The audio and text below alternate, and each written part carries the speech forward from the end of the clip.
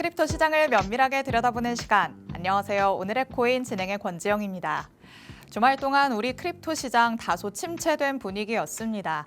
그래도 어젯밤부터는 미미하게나마 조금씩 회복되는 모습을 보이고는 있는데요. 지금 시장에 굵직하게 영향을 주는 이슈는 어떤 게 있는지, 또 그에 맞춰서 우리는 어떤 전략을 세워봐야 되는지 오늘 방송 통해서 한번 살펴가 보시기 바랍니다. 일단 금요일에 마감된 뉴욕 증시 상황부터 짚어보도록 하겠습니다. 뉴욕 증시 3대 지수는 다시 관세에 대한 우려감으로 혼조세를 나타냈습니다.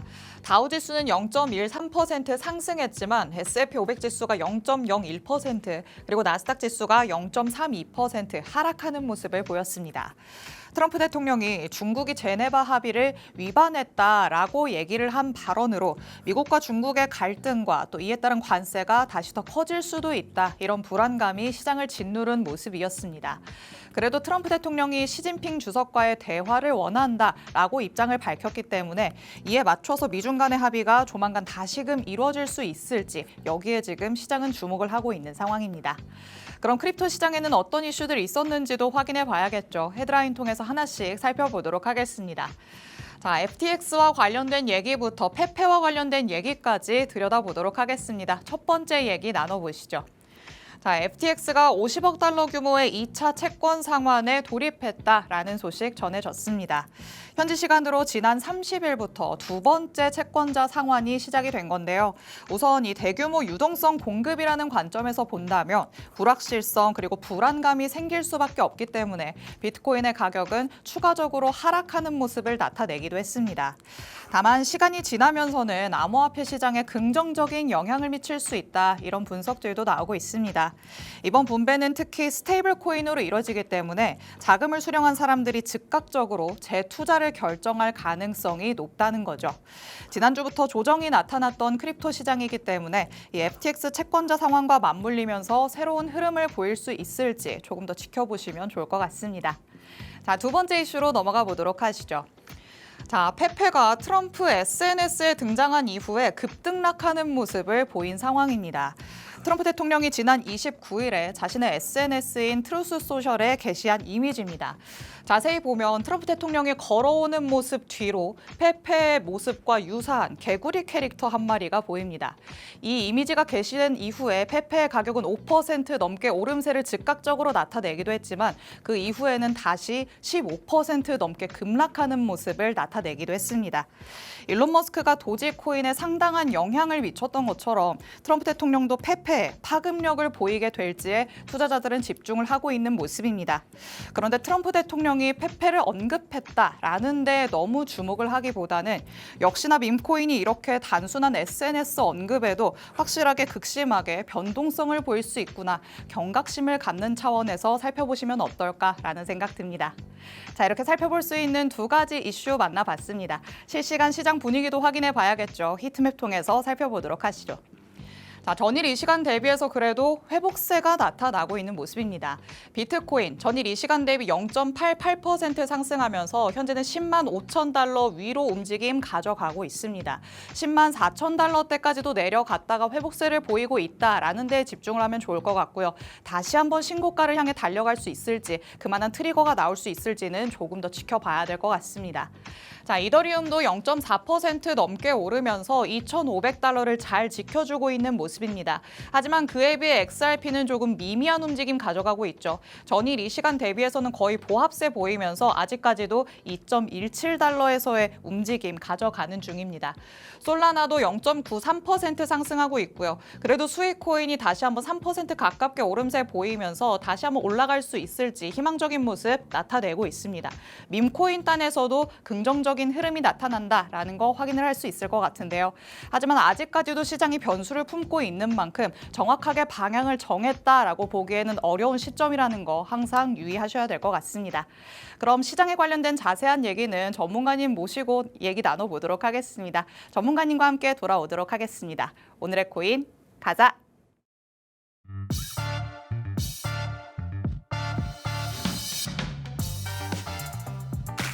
월요일 오늘의 코인 본격적으로 출발해 보도록 하겠습니다. 오늘 저희 방송 55분까지 진행될 예정인데요.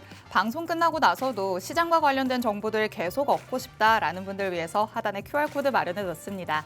이 QR코드 스캔해서 입장을 하시면 저희 방송 끝난 시간 이후부터 계속해서 전문가님의 전략들 받아가실 수 있습니다. QR코드 적극적으로 활용해 주시기 바랍니다. 자, 그럼 오늘 저와 함께할 전문가님 바로 모셔보도록 하겠습니다. 오늘 표용호 전문가님 나오셨습니다. 전문가님 어서 오세요. 안녕하세요. 인사부터 해주실게요. 네, 안녕하세요. 반갑습니다. 시그널 드림의 표용호 이사입니다. 월요일에 또 이렇게 인사를 드립니다. 오늘은 조용히 지나가려던 세계 시장에 또 트럼프 한마디에 약간 또 불안감을 또 조성을 하고 있습니다. 미국과 중국 두 초강대국이 지난달에 어렵게 한 90일간의 관세 유예 합의를 했었죠. 자, 시장은 이를 계기로 잠시 순고르기로 이제 이어져 나가고 있었는데 최악의 무역 전쟁은 피했다라고 이제 안도를 했습니다만은 이번에 또 주말간에 또 이 불안감을 조성을 하게 됐습니다. 트럼프 대통령이 중국을 정면적으로 실적으로 비판을 했죠. 중국은 약속대로 히토류를 팔지 않았다라고 지금 얘기가 나오고 있고요. 중국은 또 즉각 반발을 하고 있습니다. 이제 세계에 다시금 미중 간의 신냉전 이런 부분이 또 만들어질 수도 있는 부분이기 때문에 오늘은 이 부분에 대해서 한번 여러분들에게 내용을 설명해 드려야 될 것 같습니다. 좋습니다. 제가 오프닝에서도 말씀을 드렸고요. 지금 전문가님이 말씀을 해주신 것처럼 미국과 중국 간에 다시 한번 갈등이 불거지고 있는 모습입니다. 제네바에서 원활하게 합의를 했나라는 생각이 들었는데 서로가 지금 약속을 지키지 않는다라고 주장을 하는 상황이죠. 어떻게 이런 얘기들이 나오고 있는지 또 이게 시장에는 어떤 영향을 주고 있는지 오늘 전문가님과 함께 얘기 나눠보도록 하겠습니다. 자, 일단 미국과 중국 참 사이가 좋아질래야 좋아질 수가 없는 것 같다라는 생각이 들어요. 맞습니다. 우리는 여기서 질문을 하나 던져야 될 것 같아요. 질문이요? 예. 이 갈등이 단순한 외교 마찰이냐, 아니면 정말 달러 패권이라든가 공급망, 금리 결정, 이 심지어는 이제 암호화폐 시장에 이르기까지 이런 부분이 구조적인 충격을 줄 수 있는 전환점이 될 것이냐, 이 부분을 우리 좀 파악을 해야 될 것 같아요. 그렇죠. 예, 단순히 그냥 뭐 싸움이다, 그냥 뭐 자기네들끼리 말싸움이다라고 하면 괜찮겠지만은 지금 흐름이 그렇진 않아요. 예, 자금의 흐름이라든가 이런 부분이 실질적으로 이 사태에 대한 부분, 세계 경제에 미치는 부분이 굉장히 조금 뭐랄까 복잡하게 돌아가고 있습니다. 그러면 저희는 이런 시장의 반응에 투자자들은 어떻게 대응 전략을 해야 될지, 맞아요. 예, 그리고 요래 대해서 제가 말씀드릴 거고요. 또 이번 일이 단순히 관세 전쟁이 아니라 달러 시스템 전체를 바꿀 수 있는 계기가 될 수도 있습니다. 여태까지 워낙 두 국가가 좀 대립을 해온 상황이었잖아요. 맞습니다. 그래도 이 관세라는 거 안에서는 합의를 이룰 수 있나라는 생각이 들었는데 참 요 하나 가지고도 안 되는 것 같아요. 맞습니다. 물밑 작업을 계속 하고 있다라고 제가 말씀을 드렸는데 뭔가 물밑 작업이 잘 안 되는 것 같아요. 그러니까요. 예, 그래서 합의라는 게 참 어렵습니다. 그죠? 남녀 사이의 합의도 어려운데 국가 간의 합의는 오죽하겠습니까? 그러니까요. 그죠? 몸집이 그렇게 큰 국가끼리는 더 어렵겠죠. 맞습니다. 거기에다가 우리 저 변덕이 심한 트럼프까지 있기 때문에 쉽지는 않을 겁니다. 그래서 이번 주 같은 경우에는 미중 관세 유예 붕괴에 대한 부분, 예, 그러면서 세계 실질적으로 이 사건으로 인해서 세계 공급망이 다시 흔들리고 있어요. 예, 굉장히 중요한 이야기인데요. 트럼프가 중국 핵심 관물을 안 판다 그래서 지금 파기를 하겠다라고 얘기가 나왔죠. 그런데 미중은 90일간의 고율 관세를 실적으로 이제 유예 합의를 했다가 사실상 이제 무효화시키겠다고 얘기가 나왔어요. 그러면 시장에 실적으로 즉각적인 리스크 요인이 됩니다. 이런 부분은 그렇게 되면 미국은 실적으로 145%의 관세를 재적용하겠다라고 얘기가 또 나왔어요. 그러니까요. 예, 30% 수준을 낮추겠다고 얘기가 나왔던 부분인데 다시 뭐 리마인드 시킨다 그랬죠. 이렇게 돼버리면 어떻게 되냐 그러면 미국 내 정치적인 부분이 있지 않습니까? 정치적인 부분을 처음에 145%를 했을 때 반대를 했어요. 이게 너무 심한 거 아니오라고 했습니다. 그런데 이번 계기로 미국 정치 내부에서는 해. 진짜요? 예. 원래 반대하던 이들도 지금 다시 돌아선 상황인가요? 그렇죠. 중국이 우리 말을 안 들어. 그래서 다시 했으면 좋겠다라고 강경론이 지금 힘을 얻고 있습니다. 예, 이런 부분은 실제로 과거 수준의 고율 복원을 검토를 하고 있는 부분입니다. 참, 일기 때 이렇게 돼버리면 어떻게 되냐면 기업의 실적이 내려가 버려요. 예, 그렇게 돼버리면 공급만 불안이 생기겠죠, 그죠? 그러면 실질적으로 반도체, 배터리, 항공주, 미국의 대표적인 사업이죠. 예, 이 부분이 실적으로 생산 지연이라든가 원가 상승이 이루어지지 않습니까? 그렇게 돼버리면 일정이 차질이 돼버리고 글로벌 지수에 대한 부분이 전부 다 수익성이라든가 주가 변동성이 상당히 심해져 버려요.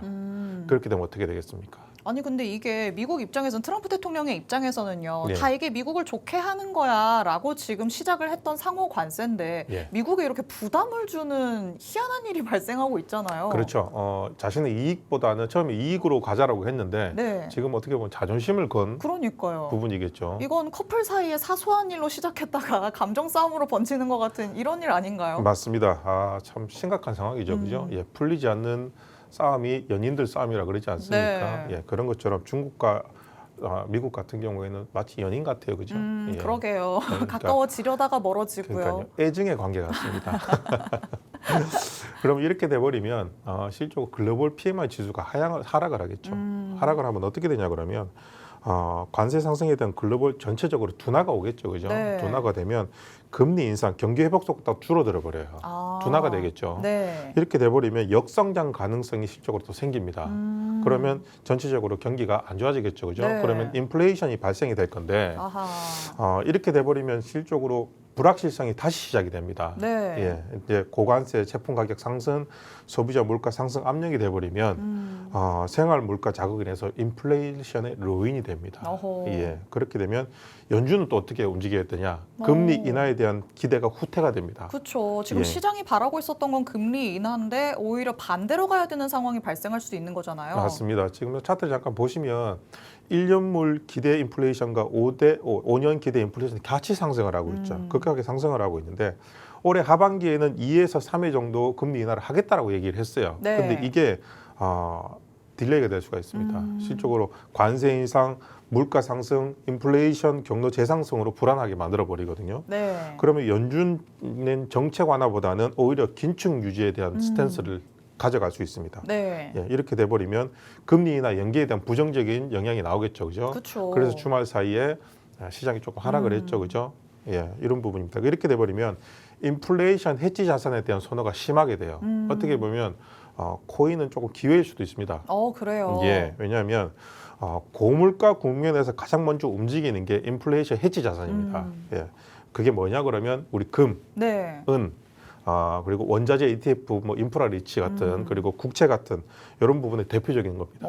그러면 코인 시장 같은 경우에는 뭐 비트코인 네. 그리고 이더리움이죠. 이런 인플레이션의 저항을 가진 코인들이에요. 이 두 오. 가지가 예, 이런 분들의 자금 유입이 실적으로 이루어진다. 이렇게 그 두 보시면 가지만 됩니다. 대표적이라고 봐야 되고 다른 코인들에서는 그렇게 상승할 만한 트리거가 발생하지 않는 걸까요? 아니죠. XRP라든가 뭐 여러 가지가 있겠죠. 전반적인 소위 시장 말하는- 분위기가 나아질 거다라는 그렇죠. 말씀이시죠? 솔라나라든가 이런 이제 소위 말하는 큰 코인, 메이저 코인이죠. 네. 예, 이런 코인들이 많이 인플레이션 저항을 가지고 있습니다. 네. 그렇기 때문에 이런 부분에서 조금 집중을 하시면 좋을 것 같고 그리고 아까 말씀드렸지만 금값 원자재가 상승을 하게 됩니다. 금값 더 오를까요? 더 오를 수도 있습니다. 아하. 이렇게 돼버리면 전통적인 지정학적 리스크가 네. 발생이 되면서 공급망 충격, 물가 상승이 이루어지게 되겠죠. 이렇게 돼버리면 원자재 섹터라든가 구리라든가 이런 부분들이 상당히 상승을 하게 되어 있습니다. 네. 이렇게 돼버리면 경기 침체 우려 그리고 인플레 공존 시기가 더 높은 관심으로 자산군이 이루어지거든요. 그렇게 되면 우리는 뭐에 조금 더 관심을 가져야 된다. 코인에? 그렇죠. 코인에 조금 더 관심을 가져야 된다. 일단 이렇게 코인 보시면 될것 시장에 같습니다. 투자를 하시는 분들로서는 지금 전문가님 말로만 따르면 기회를 잘 잡아야겠다라는 생각이 드실 것 같기는 한데요. 맞습니다. 그럼에도 일단 지금 글로벌 시장 전반의 분위기는 침체가 될 거는 뻔한 얘기잖아요. 그렇죠. 이렇게 되면 달러 패권이라든가 무역 지수의 구조적인 전환 가능성이 생기고 있어요. 그리고 지금도 바뀌고 있습니다. 네. 실적으로 중국은 셀락 포럼이라 그래서 그러니까 중남미의 33개 나라가 모여서 네. 포럼을 이룬 나라가 있어요. 자, 이런 아시아라든가 이제 아프리카가 국가들이 협력을 확대하고 있어요. 이런 부분에서 자, 달러를 사용하지 않는 무역 구조를 한번 생각해 보셨습니까? 글쎄요. 달러가 워낙 기본적인 자리를 잘 잡고 있기 때문에 그렇죠. 잘 상상도 안 되는데요. 그렇죠. 그런데 즉 비달러 무역망을 구축을 하고 있습니다. 이런 속도를 내고 있어요, 실적으로. 쉽지 않은 일일 텐데 어떻게 잘 되고 있을까요? 그렇죠. 그런데 미국은 실적으로 자기가 마음에 안 들면 제재를 가하잖아요, 그죠? 그렇죠. 이 제재를 회피하기 위한 전략으로 이미 달러 패권에 대한 블록을 만들고 있어요. 그래요. 예, 회피 전략을 만들고 있기 때문에 미국은 또 이에 대응해서 IRA 인플레이션 감축법을 또 만들고 있죠. 네. 예, 발행을 하고 있는데 근데 실적으로 쉽지가 않습니다.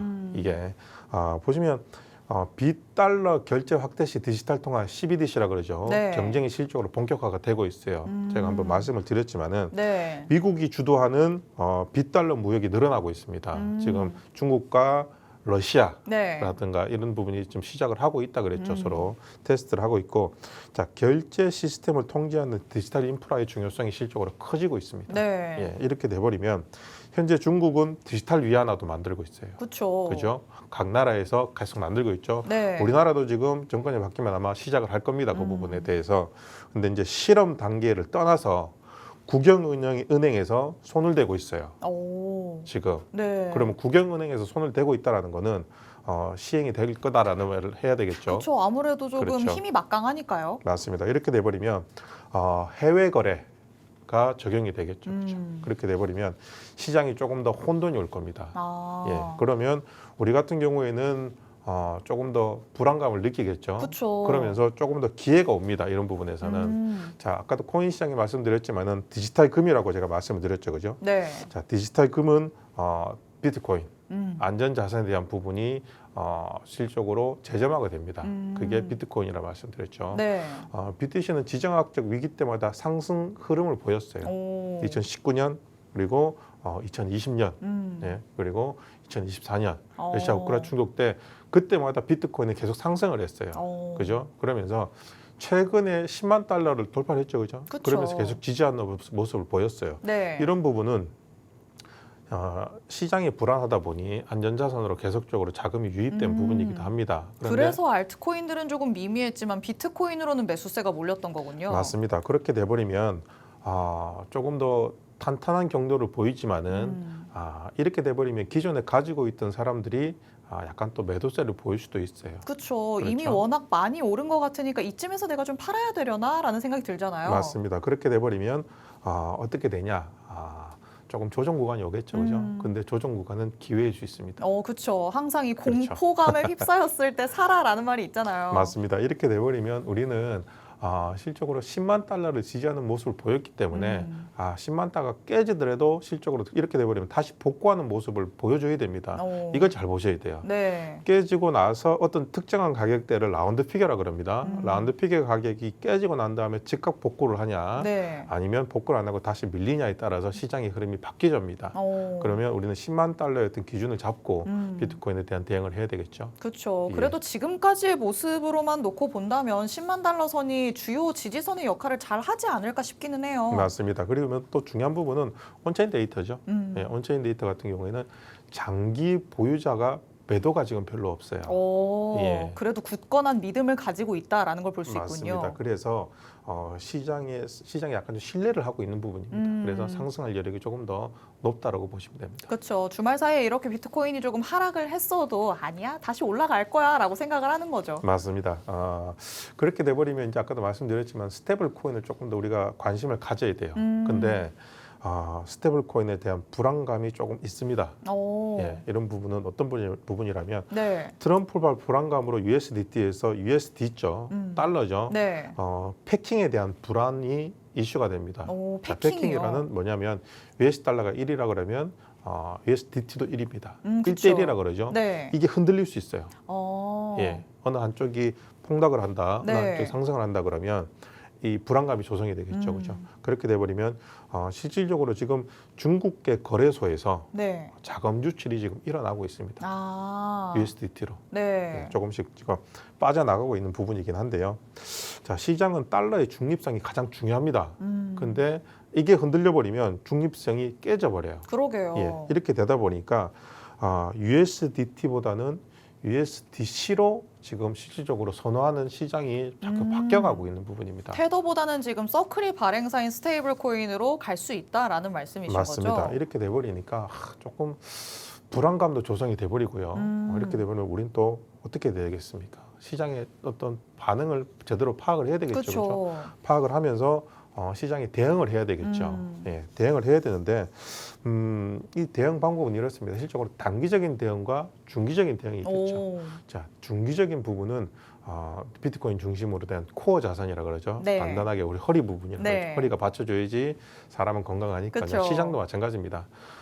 코어가 제대로 받쳐줘야지만이 건강한 자산이 되기 때문에 네. 비트코인이라든가 중심코인에 대한 부분은 좀 확대를 하는 게 좋다. 이런 부분이고, 그리고 금리 민감주 있죠. 네. 고성장 실적으로 코인, 뭐 민코인이라든가 부분은 조금 자제를 하는 게 좋지 않을까. 아무래도 조금 더 극심한 변동성을 보일 가능성이 있겠죠. 맞습니다. 그러면서 중기적인 관점을 또 가져야 되겠죠. 네. 중기적인 관점은 USDC 그리고 DAI라는 중심적인 스테이블 코인으로 조금 투자의 다변화를 주시는 게 좋습니다. 지금 USDT 쪽으로 관심을 가지셨던 분들도 USDC 쪽으로 좀 옮겨가야 되는 상황인 걸까요? 맞습니다. 그러면서 웹3 인프라 코어라든가 거버넌스 토큰의 편입을 조금 더 고려를 해봐야 될 부분이긴 한데, 자, 시나리오 분산 전략을 보시면 자, 이렇습니다. 관세 재개비 통상 갈등이 지금 심화가 되지 않습니까? 그렇죠. 그렇다 보면 프라이버트 코인이라든가 금 기반 토인, 비트코인에 대한 부분을 확대를 하시고, 그리고 관세 제협상의 재개가 또 일어난다 그러면 디파이라든가 웹3 인프라 순환에 대한 부분을 조금 더 관심을 가지면 좋습니다. 네. 그러면서 미국 규제 강압이 선거가 또 내년에 또 있죠. 그쵸. 불확실성에 대한 법이 증폭이 된다 그러면 자, DIO 토큰이라든가 탈중앙 거래소 토큰을 조금 더 주목을 하는 게 좋습니다. 지금으로서는 워낙 지금 시장이 조금 불안정한 상황이기 때문에 어느 정도 펀더멘탈이 확실하게 있는 쪽으로 접근을 하는 게 좋겠다라고 보시는 걸까요? 맞습니다. 시장이 불안하면 가장 중요한 거는 대장주로 투자를 하는 게 가장 좋습니다. 주식도 마찬가지잖아요. 맞습니다. 예. 지금 제가 쭉 읽어드린 거에 단 한 가지 공통점은 뭐냐 그러면 네. 탈중앙화가 아닌 코인은 자꾸 중앙화로 변하고 있다는 부분입니다. 그 중에서 가장 중요한 거는 스테이블 코인의 역할인데 네. 이 스테이블 코인이 불안함을 느끼기 때문에 USDC로 지금 가고 있는 부분이기 때문에 이 두 개의 코인에 대한 움직임을 확실히 자금이라든가 이런 부분들을 저희가 봐야 될 것 같고요. 네. 자, 근데 대부분 고객들은 이거 어떻게 봐야 되지라는 부분이 있지 않습니까? 그렇게 궁금하시다 그러면 네. 밑에 저희 QR 코드 있죠, 이게. 예, 이쪽으로 들어오시면 제가 상세하게 알려드릴 테니까요. 예, 다들 참여해 주시기 바랍니다. 좋습니다. 자, 미중 간의 갈등이 조금씩 다시 불거지고 있는 상황 안에서 코인 시장도 주말 사이에 계속 휘청거리는 모습을 보여왔습니다. 하지만 이 코인 시장만 놓고 봤을 때 단기적으로는 휘청거렸을지언정 다시 한번 비트코인을 중심으로 회복할 가능성이 있다라고 전문가님께서는 보고 있으신데요. 단순히 회복한다더라 이런 데에만 집중하실 게 아니라 시장에 어떤 이슈가 어떻게 영향을 미치고 있길래 회복을 한다는 것인지 이런 확실한 이유까지도 체크를 해보시면 좋을 것 같습니다. 혼자서 공부해 보려고 했더니 잘 이해가 안 간다라는 생각 드시면요. 말씀해 주신 것처럼 하단에 QR코드 스캔해서 입장해 주시면 됩니다. 이 안으로 들어오시면 전문가님이 더욱더 세세하게 자세하게 설명을 풀어서 해주실 예정이니까 저희 방송 끝나고 나서도 전문가님의 전략 계속해서 받아가 보시면 되겠습니다. 자, 시장 계속해서 변수를 품고 있는 시점입니다. 이런 시장 안에서 여러분이 확실하게 주관을 가지고 전략을 세우셔야겠죠. 앞으로도 시장 잘 대응해 보릴 수 있도록 오늘의 코인이 중심을 잘 잡아드리도록 하겠습니다. 오늘 저희가 준비한 내용은 여기까지입니다. 본 방송에서 제공해드리는 정보는 투자 판단에 대한 조언일 뿐입니다. 해당 자산의 가치 또는 상승 하락을 보장하진 않는다는 점 유의해 주시기 바랍니다. 저희는 다음 이 시간에 다시 찾아오도록 하겠습니다. 시청해주신 여러분 고맙습니다.